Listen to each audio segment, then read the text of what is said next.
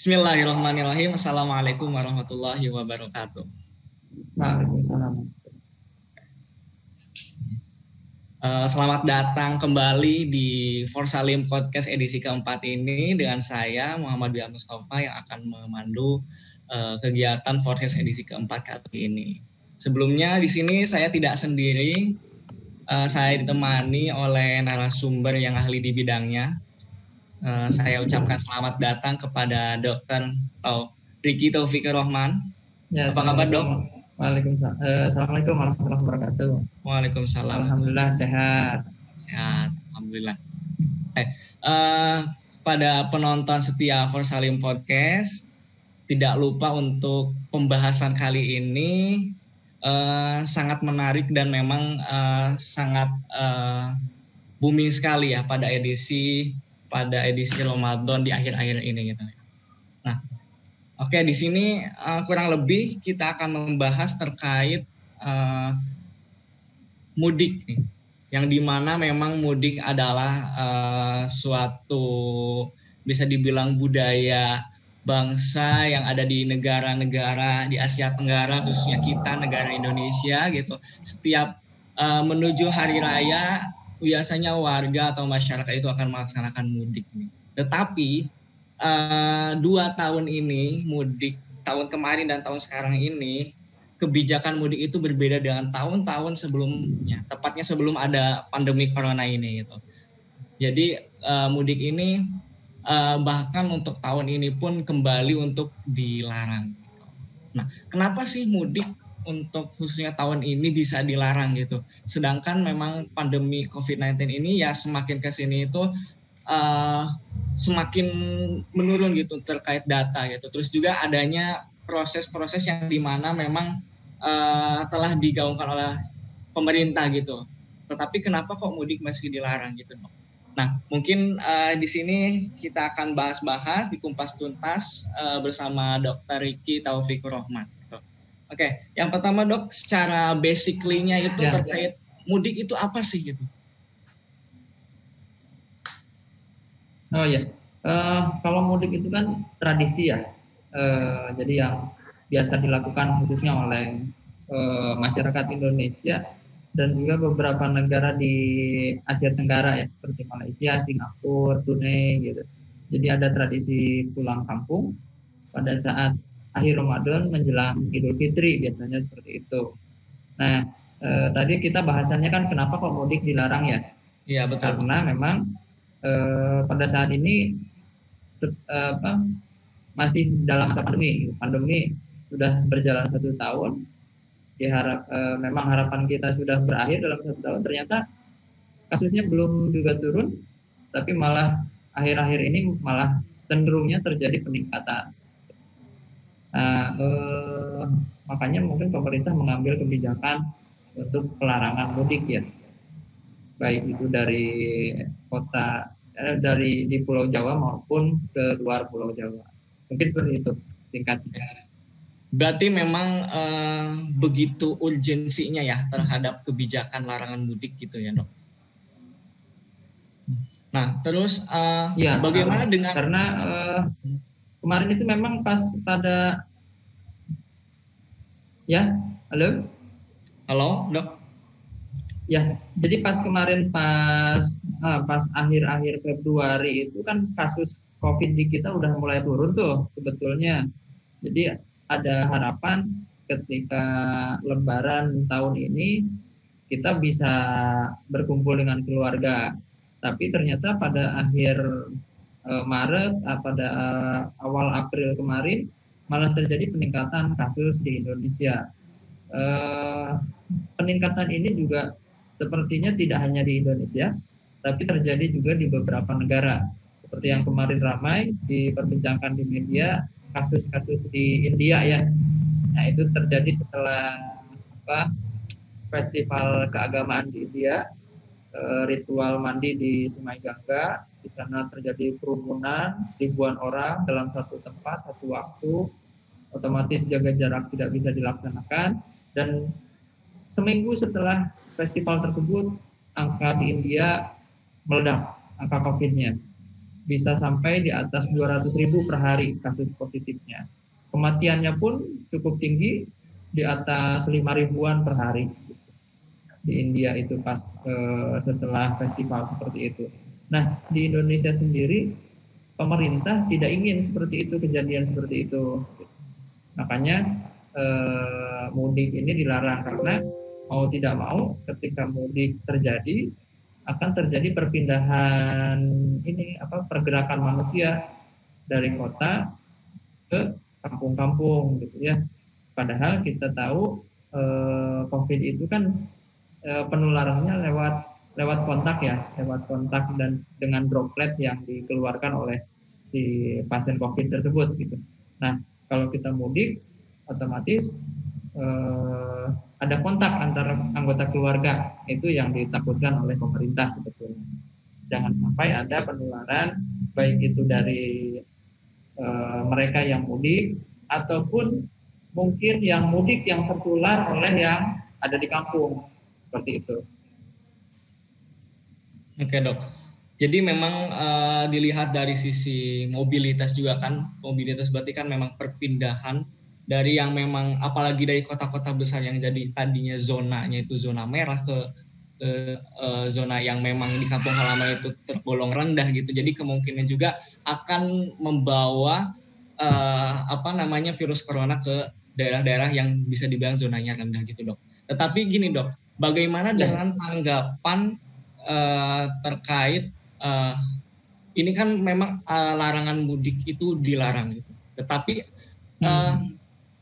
kenapa aturan kayak kebijakan pariwisata itu dibuka gitu? Terus juga pokoknya ada gimana ya, simpang siur kebijakan gitu. Intinya dari bidang pariwisata kenapa dibuka, tetapi dari khususnya mudik itu adalah bisa dibilang ranahnya dinas dari perhubungan gitu. Jadi adanya ketidakaturan kebijakan gitu, sehingga membuat masyarakat bertanya-tanya gitu, mudik dilarang, kenapa pariwisata dibuka gitu. Ya, jadi itu kan kebijakan dari bidang yang berbeda ya. Kalau pariwisata dibuka itu dari Kementerian Pariwisata, kemudian sempat kemarin juga Menteri Keuangan ya Ibu siapa? Sri Mulyati ya. Sri Mulyani, maaf. Saya salah. Itu kemarin THR segera dibagikan supaya perekonomian bisa berjalan lagi, masyarakat bisa belanja lagi. Nah, terkesannya kan pariwisata boleh, belanja di mal-mal boleh, tapi kok mudik nggak boleh. Sebetulnya ruhnya itu tetap Pak Presiden bilangnya tetap kendalikan, jangan sampai corona ini terjadi peningkatan kasus. Gitu. Cuma memang kenapa muncul kebijakan boleh berwisata, boleh berbelanja, prediksi saya karena untuk menyelamatkan ekonomi mungkin ya. Jangan sampai, karena memang terasa sekali si pandemi COVID ini sangat berpengaruh terhadap ekonomi bangsa gitu ya. Jangankan tingkat bangsa gitu, tingkat yang makro, bahkan tingkat yang mikro pribadi pun kan sangat terasa. Banyak orang-orang tidak bisa bekerja, banyak orang-orang tidak bisa berjualan karena pengaruh dari pandemi ini. Nah, diharapkan dengan adanya pariwisata, adanya perbelanjaan, mungkin bisa menolong sedikit. Cuma yang harus digarisbawahi, ketika pariwisata diperbolehkan, pihak penyelenggara pariwisata harus bisa memastikan penerapan dari protokol kesehatan. Itu yang harus digarisbawahi. Pun demikian dengan perbelanjaan. Ketika perbelanjaan diperbolehkan, pihak penyedia pusat perbelanjaannya harus bisa menerapkan protokol kesehatan. Ketika tidak bisa terlaksana, maka harus ada sanksi yang jelas. Seperti halnya misalkan kita ambil contoh ya, di salah satu swalayan misalkan, pada saat akhir-akhir Ramadan ini kan banyak yang berbelanja ya. Nah, ketika terjadi kerumunan harusnya Satgas COVID di daerah di daerah tersebut langsung bergerak. Kalau perlu memang ditutup dulu si perbelanjaannya agar kerumunan tidak terjadi. Nanti diatur ulang apakah nanti sekali masuk satu kloter misalkan 20 orang gitu. Nanti dikasih waktu 1 jam untuk berbelanja, nanti ganti lagi seperti itu gitu. Jadi yang intinya adalah penerapan protokol kesehatannya yang harus kuat bisa dilaksanakan. Oke dok. Jadi intinya memang dari penerapan terkait protokoler kesehatannya gitu ya. Soalnya memang kalau abai terhadap protokoler kesehatan, ya mungkin dari nakes-nakes pun akan lebih berkorban lagi untuk memang mengurusi hal seperti itu ya dok. Nah, terus dilihat dari sisi kesehatannya nih dok, terkait larangan mudik dilarang, sedangkan misalnya dari sisi kesehatan aja gitu, sekarang itu kan proses mengatasi COVID-19 itu sudah di Indonesia itu sudah melewati masa vaksinasi gitu dok. Nah, apalagi ini sudah vaksinasi yang kedua kalinya. Mungkin anggapan pemikiran masyarakat itu kebanyakan dengan adanya vaksinasi ini kemungkinan diri itu akan lebih aman gitu. Jadi ketika kemanapun akan lebih aman dengan adanya vaksinasi. Mungkin itu dengan anggapan masyarakat. Bagaimana dengan pemikiran seperti itu dengan dikaitkan bahwa dengan adanya vaksinasi aman, kenapa kok mudik masih dilarang gitu? Ya, jadi memang vaksinasi itu salah satu upaya pemerintah untuk mengakhiri pandemi ya. Pemerintah sudah punya trik-trik lah, atau yang kita kenal dulu pas awal-awal pandemi itu kan 3M ya, 3M, 3T. Kemudian sekarang diperbaharui menjadi 5M. 5M yaitu memakai masker, mencuci tangan dengan sabun, menjaga jarak, membatasi mobilitas dan menghindari kerumunan. Kalau 5M. Dulu hanya 3M ya. Sekarang udah ditambah jadi 5M. Nah, terus 3T. 3T itu adalah tracing, testing, dan treatment untuk orang yang sakit. Nah, jadi sebelum ada vaksinasi itu kita sudah punya 8 cara untuk mengakhiri pandemi. Nah, vaksinasi itu adalah cara ke-9 yang merupakan satu rangkaian, tidak bisa dipisahkan. Maksudnya, ketika kita hanya mengandalkan vaksinasi dan mengabaikan 8 cara yang tadi saya sebutkan, 5M dan 3T itu, maka pandemi ini tidak akan berakhir. Tetap aja penularan akan terjadi. Jangan sampai karena sudah divaksin, 2 kali misalnya saya sudah divaksin, saya mau belanja kemana, mau berkerumun kemana, saya bebas gitu ya. Mungkin untuk orang tersebut cenderung lebih aman karena sudah divaksin, tapi kan orang lain belum. Seperti kita tahu, vaksin yang ada saat ini kan jumlahnya terbatas. Terus yang divaksin juga belum semua warga negara divaksin. Kalau di persentase paling baru sekitar 2%-an, 2% sampai 5% lah maksimal yang sudah divaksin tahap 2 gitu ya, sampai pada saat ini. Dan itu pun terbatas di kalangan-kalangan tertentu. Yaitu pas kemarin tahap pertama vaksinasi itu untuk kalangan tenaga kesehatan, kemudian tahap yang kedua untuk pelayan publik, kemudian yang saat ini untuk lansia, itu pun belum semua. Jadi kenapa vaksinasi tidak menjadi solusi untuk dilaksanakannya mudik? Karena ya itu yang satu adalah cakupan yang masih rendah, kemudian yang kedua vaksinasi itu tidak bisa dilepaskan tersendiri dari yang 5M dan 3T itu. Ya seperti itu. Jadi memang bukan menjadi salah satu patokan vaksinasi itu kita akan aman terus kita bisa terbebas dari apapun gitu ya dok. Tetapi memang harus dibarengi dengan protokol kesehatan seperti 3M, 5M sama 3T-nya gitu ya dok. Agar memang semua itu saling berkesinambungan gitulah ya dok. Okay. Nah, Di sini saya mungkin akan membacakan pertanyaan dari penonton Forsalim Podcast ya. Mungkin terkait mudik sama terkait pelayanan-pelayanan kesehatan terkait COVID-19 gitu, Dok. Nah, di sini ada pertanyaan seperti ini, Dok.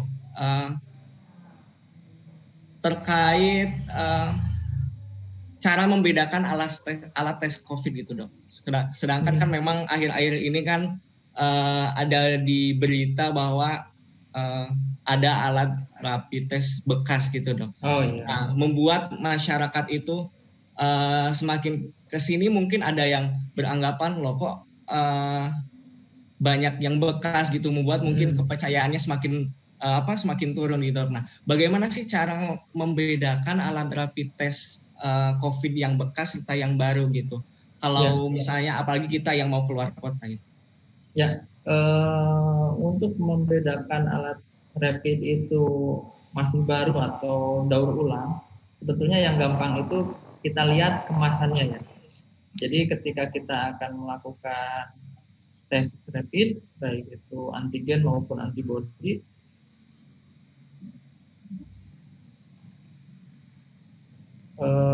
kita minta kalau memang masih utuh, masih tersegel, hampir dipastikan itu alat memang baru, bukan daur ulang gitu ya. Kemudian cara yang kedua, kita cari provider yang memang kompeten di bidangnya.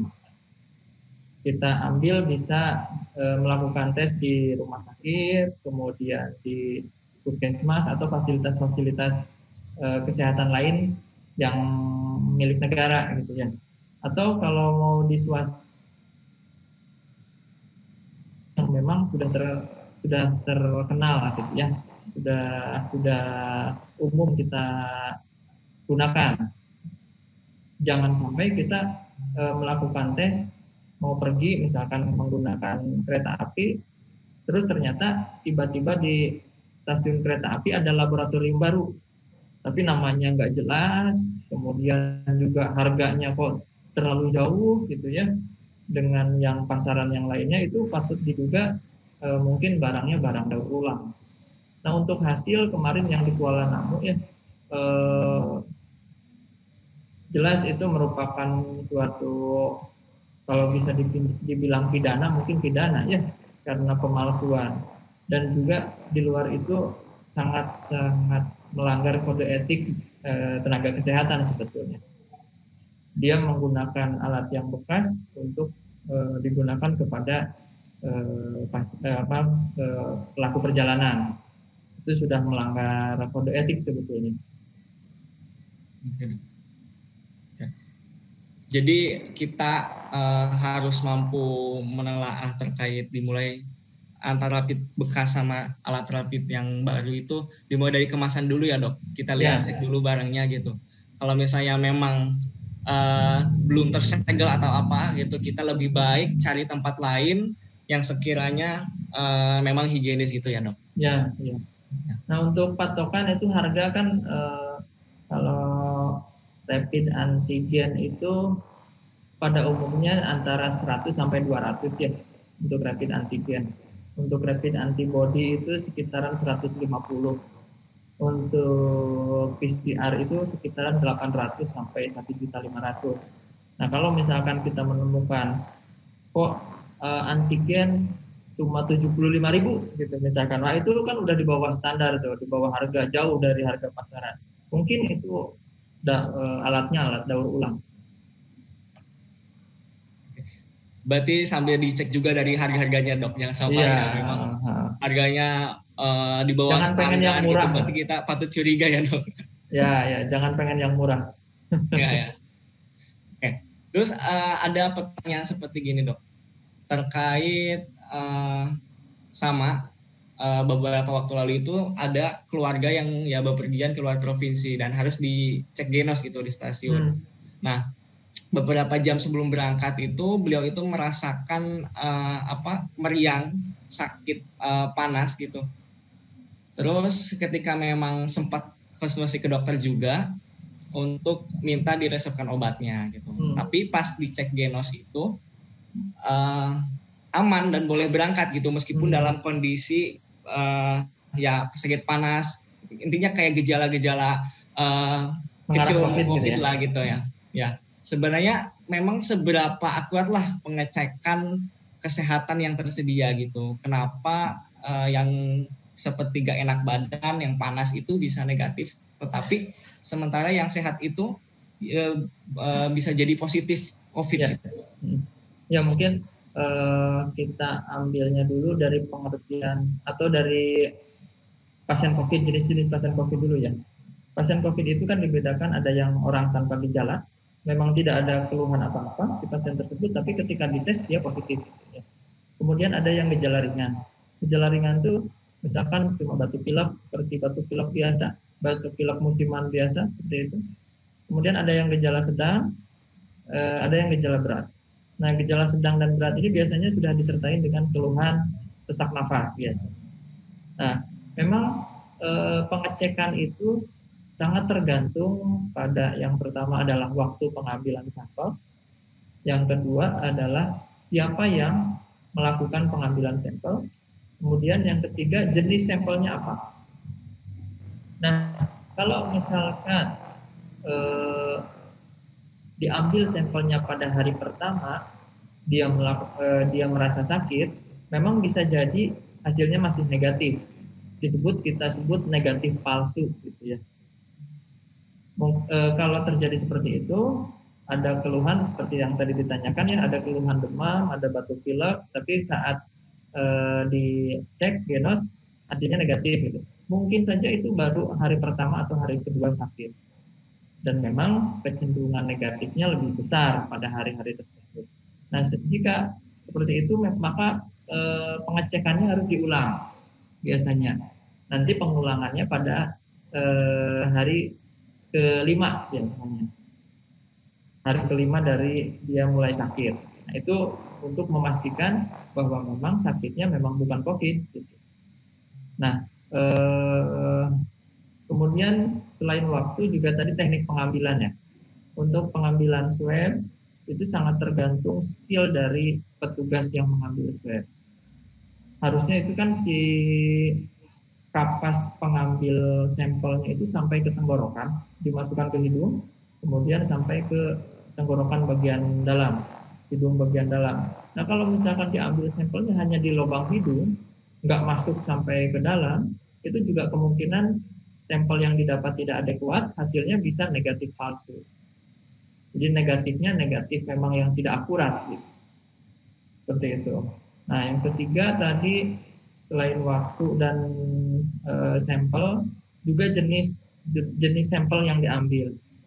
Sampel yang standar itu adalah memang akusan swab ya, yang digunakan untuk PCR.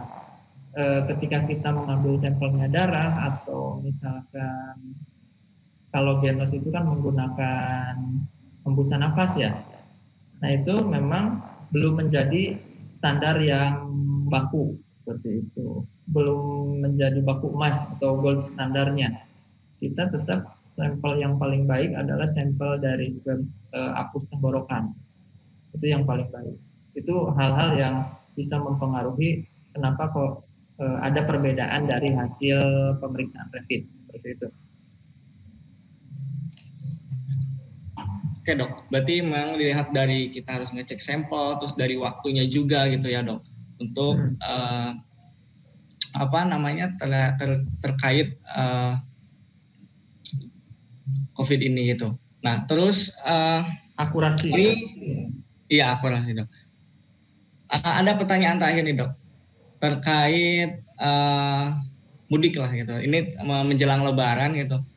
Kan masyarakat itu memang akhir-akhir puasa ini kan otomatis sebelum Lebaran itu membeli bahan-bahan untuk seperti ya bahan sekunder maupun tersiernya untuk di Lebaran nanti gitu dok. Nah, otomatis kan banyak masyarakat yang berbondong-bondong ke pasar, terus banyak yang berbondong-bondong ke supermarket, terus ada yang ke ATM juga untuk mengganti uang baru gitu. Nah, otomatis kan di sana berkerumun, terus juga mengantri dan lain sebagainya gitu. Nah, bagaimana sih cara apa ya melakukan protokol kesehatan dalam kondisi seperti itu, Dok? Ya, memang ketika kita bisa melaksanakan protokol kesehatan, belum tentu orang lain bisa ya. Iya, betul, Dok. Kita ambil contoh, kita belanja gitu ya. Jangan jauh-jauh aja di swalayan yang Indo April itu misalkan, karena nggak boleh sebut merek ya. Nah, sekarang Indomei, bulan Mei sekarang ya. Nah, kita udah antri jaga jarak. Tiba-tiba ada pelanggan yang lain desak-desak gitu ya. Kita udah jaga jarak, malah mepet-mepet terus ke kita. Gitu. Kan kita juga risih. Kalau kita misal menghindar, antrian diserobot gitu ya. Ketika kita diam di situ, tapi kita tahu, wah ini orang kok deketin terus gitu ya. Akhirnya ya memang yang lebih aman ketika kita terpaksa harus berbelanja, pilih mungkin tempat-tempat yang memang tidak terlalu ramai atau waktu-waktu yang tidak terlalu ramai. Nah, seperti itu. Jadi kita bisa lebih mengontrol lingkungan kita sendiri gitu ya. Atau jalan lain mungkin bisa dengan menggunakan fasilitas delivery, layanan antar gitu ya. Kan sekarang sudah banyak web store ataupun minimarket yang sudah memberikan layanan pengantaran belanjaan. Itu lebih aman dan juga kebutuhan kita bisa terpenuhi. Tapi kalau misalkan sangat terpaksa sekali kita harus berkerumun atau menghadiri kerumunan, ya kita sebisa mungkin selalu pakai masker, kemudian selalu bawa hand sanitizer.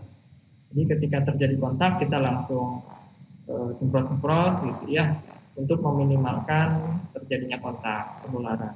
Nah, nanti pas pulang ke rumah ganti baju, kalau perlu kita mandi. Seperti itu. Jadi ya intinya ketika memang keluar rumah jangan lupa protokol kesehatan seperti masker harus dipakai. Terus juga ketika memang masyarakat di luar sana ini kan hari-hari ini kan memang banyak yang keluar gitu ya, Dok. Jadi harus mengontrol waktunya kalau mau belanja kapan gitu. Ketika memang kayaknya nggak rame nih waktu ini, berarti kita berangkat gitu. Jadi atur kontrol waktu, terus juga terkait ya protokol kesehatan jangan lupa untuk diabaikan gitu ya, Dok. Ya. Oke, untuk pertanyaan kayaknya cukup gitu, Dok. Saya tidak ada pertanyaan lagi nih dari penonton forecast nih. Siap. Ya. Paling untuk bincang-bincang terkait mudik serta COVID-19 dicukupkan sekian, Dok. Paling sebelum ditutup barangkali dari Dr. Ricky akan memberikan closing statement-nya gitu. Ya, terkait pandemi ini tetap harus patuh terhadap protokol kesehatan ya, 5M, mencuci tangan, memakai masker, menjaga jarak, menghindari kerumunan dan juga membatasi mobilitas gitu ya. Dan jangan lupa ketika kita mendapatkan kesempatan untuk vaksin harus mau ya. Karena vaksin ini barang langka nih. Tidak semua orang bisa dapat vaksin gitu. Jadi ketika sudah ada tawaran baik itu dari puskesmas atau dari dinas kesehatan setempat untuk pelaksanaan vaksin sebaiknya diambil gitu. Pertama untuk melindungi diri, kemudian kedua memang ini barang terbatas. Gitu. Sekarang jadi ketika dapat lebih cepat lebih baik seperti itu. Walaupun nanti kedepannya vaksin ini tetap akan diadakan, tapi ketika kita bisa lebih cepat mendapatkannya, segera ambil peluang tersebut. Mungkin itu ya. Ya. Terima kasih Dr. Ricky atas closing statement-nya. Jangan lupa berarti teman-teman penonton forecast tetap jangan sampai abai protokol kesehatan, tetap jaga 5M-nya, terus 3M-nya, terus juga ketika ada kesempatan vaksinasi jangan disia-siakan gitu. Karena vaksinasi itu memang barang langka gitu.